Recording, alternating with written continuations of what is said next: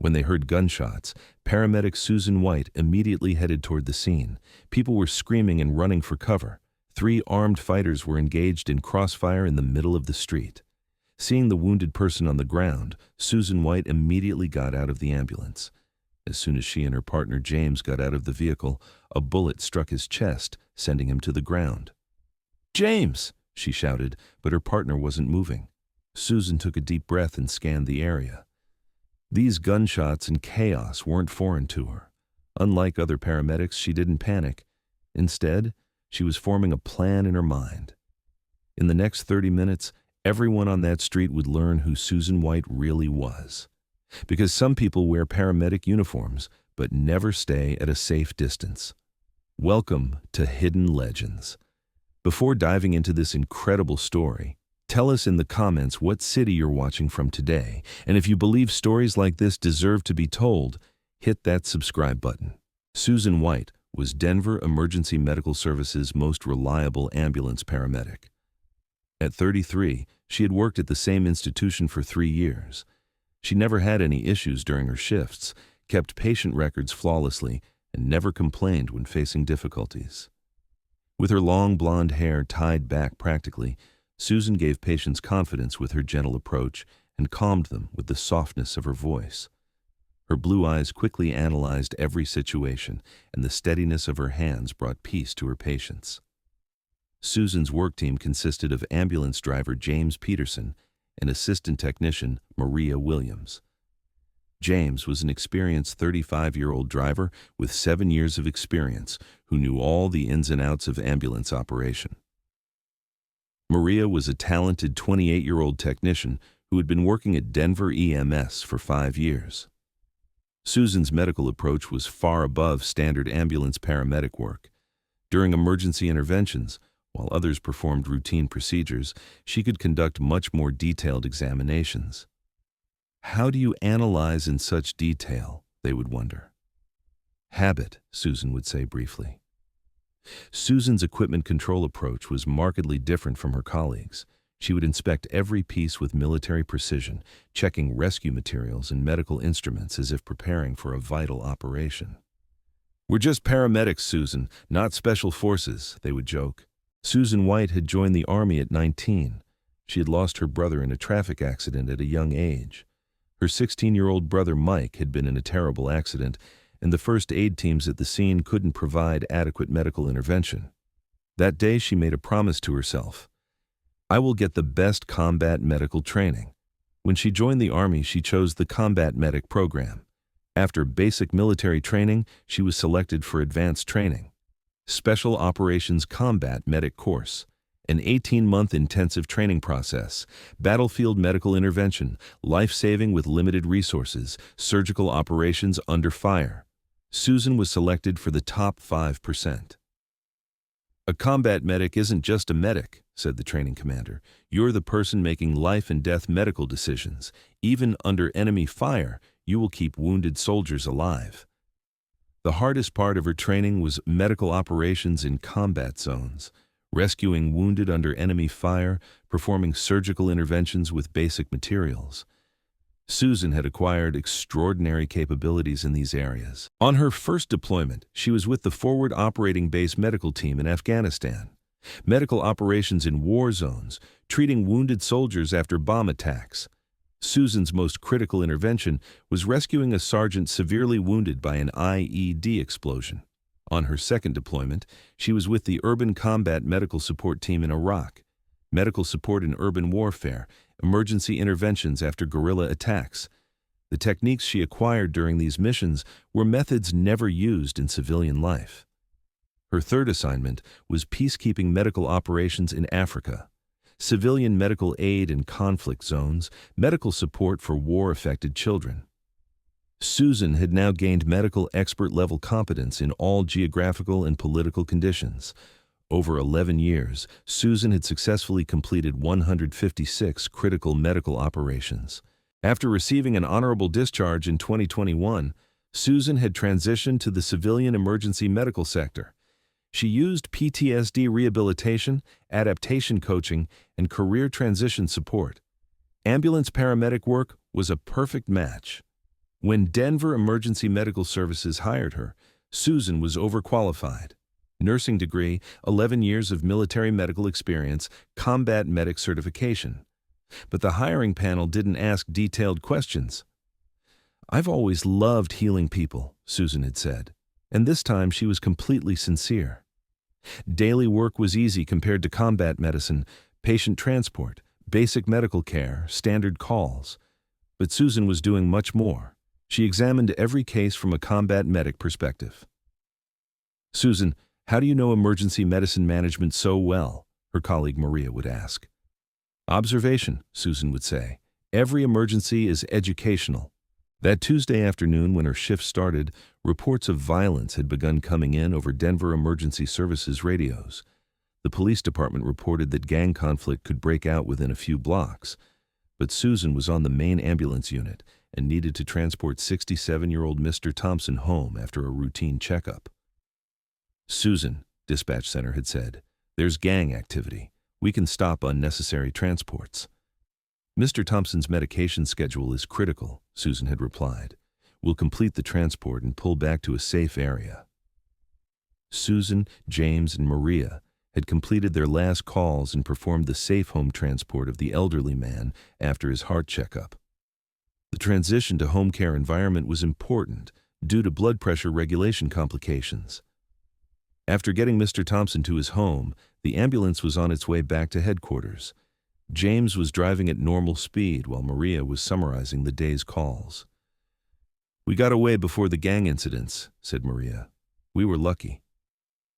Susan was watching outside through the side window when she heard gunshots in the distance. It had started much more violently than predicted. In Lincoln District, a few blocks away, armed conflict had broken out between 3 different groups. "It started more violently than expected," said Susan. "We need to head to the scene immediately." James drove the ambulance toward the conflict area. Susan automatically put her body on high alert. Susan's radio activated. "All units, multiple shooting in Lincoln District, multiple casualties around East 5th Street and Pine Avenue. Emergency response. All available units respond immediately." Susan's body immediately went into high alert. This wasn't just the preparation of a routine shift ambulance paramedic, but the automatic combat mode of someone who had performed life-saving operations under the most challenging combat conditions. When they arrived in Lincoln District, there was chaos. People were fleeing, police sirens wailing, gunshots continuing. There was crossfire between 3 different points in the middle of the street. Susan assessed the environment. There were several wounded on the ground. First priority was to move them to a safe area. "James, Maria," said Susan, "will identify the wounded and pull them to a safe zone." James stopped the ambulance at a safe distance. "Susan, we're in crossfire. It's very risky." "Leave the risk calculation to me," said Susan as she got out of the ambulance. While running toward the first wounded person, one of the fighters from across the street spotted James. He fired with an automatic weapon. The bullet hit James in the chest. The driver collapsed to the ground. "James!" Susan shouted, but her partner wasn't moving. Maria panicked. "Susan, James is shot. What are we going to do?" Susan took a deep breath and scanned the area. These gunshots and chaos weren't foreign to her. Unlike other paramedics, she didn't panic. Instead, she was forming a plan in her mind. Susan knelt beside James. Chest wound, respiratory failure, blood loss. His chance of survival was decreasing within minutes. "Maria, get the medical bag. Prepare 4th setup. Now!" Susan's voice was now a command. Susan examined James's wound. The bullet had penetrated the lung. Tension pneumothorax was developing. If she didn't perform emergency decompression, James would die. "Susan, this is surgical intervention," said Maria in panic. "I know what I'm doing." Susan pulled out special equipment from the ambulance. These weren't normal ambulance supplies, tools designed for battlefield medicine. Maria had never seen these materials before. "Susan, where did these come from?" "They were always there. We just never needed them." Susan activated her 11 years of combat medic training. Needle thoracostomy, IV access, pain management, every movement was calculated with mathematical precision. Maria watched in horror. "Susan, this is professional surgical level. Were you a soldier?" "Different places. said Susan while stabilizing James's vital signs. But the conflict was continuing, and there were other wounded as well. The second wounded was 25-year-old Marcus Williams. Abdominal wound, internal bleeding, shock, on the brink of death. "Susan, the second one is more critical," Maria was screaming. Susan quickly performed triage. "James is stable. I'll perform emergency abdominal pressure control for Marcus." Multi-trauma management learned from the battlefield, coordinating 3 patients simultaneously. This was her specialty. The third wounded was 19-year-old Jessica Chen. Leg fracture, arterial damage. Blood loss was rapidly increasing. "Susan, 3 patients at once. How will we do this?" Maria was shouting desperately. "Priority order, systematic approach, resource management." Susan's voice was like a war commander. James's condition suddenly worsened. Vital signs were dropping. His heart stopped. "Susan, James's heart has stopped." Susan started CPR. But this wasn't normal CPR. These were military-grade resuscitation protocols, techniques learned on the battlefield for bringing life back in impossible cases. 18 minutes. Susan performed non-stop cardiac massage. She was sweating but didn't stop. Advanced cardiac life support, medication administration, electrical defibrillation. Every second counted.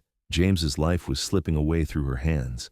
"Susan, 18 minutes is too long," Maria was crying. "Now." "No!" Susan's voice echoed. "I won't lose James. Never!" Combat medic oath. Never give up. Maximum effort. Fight until resource exhaustion. Susan's hands were like a machine. Rhythmic, powerful, relentless. 11 years of combat experience had been accumulated for this moment. 17 minutes. 18 minutes. Maria had lost hope. And the 19th minute. Thump. James's heart started beating. "My God!" Maria collapsed to her knees. How did you do it?" Susan was breathing heavily, but her eyes sparkled with victory. "Because I never give up." Just then, police and fire teams arrived. The conflict was under control. Paramedic Chief Davidson approached Susan. "Ma'am, can I get your medical response report?" 3 patients, 1 penetrating chest trauma, 1 abdominal injury, 1 extremity trauma, all stabilized. Chief Davidson reviewed the reports. "This is incredibly advanced medical work. Who provided this level of care?" Maria looked at Susan. "Susan did it, alone." "Ma'am, how do you know these advanced procedures?" Susan decided to break 3 years of secrecy. Staff Sergeant Susan White, U.S. Army combat medic, retired. Silence. Chief Davidson's mouth fell open. "Army combat medic?" 11 years active duty. Special Operations Combat Medic Training, 3 deployments. Maria's eyes widened. "Susan, you were a Special Forces medical specialist?" At Denver Emergency Services Headquarters. Operations Manager Collins began reviewing the cases. "Who handled the multiple casualty incident?" "Our ambulance team," said Maria. Collins looked at the medical reports and was shocked. "This is extraordinary. Advanced trauma life support, prolonged cardiac resuscitation, multi-patient triage management. This is expert-level medical care." Susan was quietly cleaning equipment, but Collins's next question would reveal everything. "Which of you provided this quality of medical care?" Maria looked at Susan, and Susan finally decided to tell the truth. "I did, sir." "This is combat medic-level care. Where did you train?" Susan took a deep breath. U.S. Army Special Operations Combat Medic Program, Advanced Trauma Specialist, 3 deployment periods. Complete silence, and at that moment, everything made sense. Susan's story isn't just a heroism story. It's also a story of medical expertise, finding meaning in civilian life, service instinct, and never giving up. Because sometimes the greatest medics work as paramedics in ambulances to save lives even under gunfire. The people she saved say this when they see Susan. Real heroes overcome gunfire. Susan's courage that day in Lincoln District didn't just come from medical training. It came from the determination to protect people from extreme situations in civilian life. "I'm no longer a soldier," Susan would say. "I'm a healer, and no combat situation will cause me to lose people." If this story touched you, share it, subscribe, and to help these important stories continue. See you in the next legend. And remember, your emergency medical worker might have the ability to overcome extreme situations you'll never know about. Service never ends. It just overcomes gunfire.